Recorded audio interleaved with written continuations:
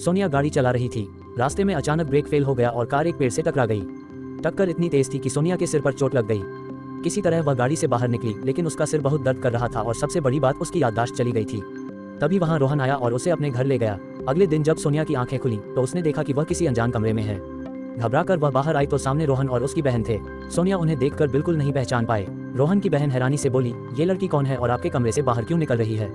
तभी सोनिया घबराहट में रोहन का हाथ पकड़ लेती है और कहती है, पति देव, चलिए, मुझे आपसे कुछ बात करनी है। रोहन हैरान था, लेकिन वह चुपचाप सोनिया को कमरे में ले गया। उसी समय रोहन का असिस्टेंट वहां आया और बोला, साहब, वकील आ गए हैं। वकील ने रोहन से कहा, आपकी कंपनी आपकी भावी पत्नी के नाम पर रजिस्टर्ड है। जब तक आपकी शादी नहीं होगी तब तक आप इस कंपनी के मालिक नहीं बन सकते। शादी के बाद ही आपकी पत्नी इस कंपनी को आपके नाम ट्रांसफर कर सकती है। ये सुनकर रोहन गहरी सोच में पड़ गया, अब पत्नी कहाँ से लाऊं? तभी उसका असिस्टेंट बोला, आप उस लड़की सोनिया से क्यों नहीं कहते कि वह सिर्फ 1 साल के लिए आपकी नकली पत्नी बनने का नाटक करे। जब कंपनी आपके नाम हो जाएगी आप उसे पैसे दे देना।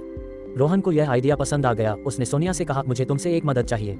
तुम्हें सिर्फ 1 साल के लिए मेरी पत्नी बनने का नाटक करना होगा। उसके बाद तुम बिल्कुल आज़ाद हो जाओगी और बदले में मैं तुम्हें बहुत पैसे दूंगा। शुरू में सोनिया ने मना कर दिया, लेकिन जब उसने पैसों की बात सुनी तो मजबूरी में मान गई।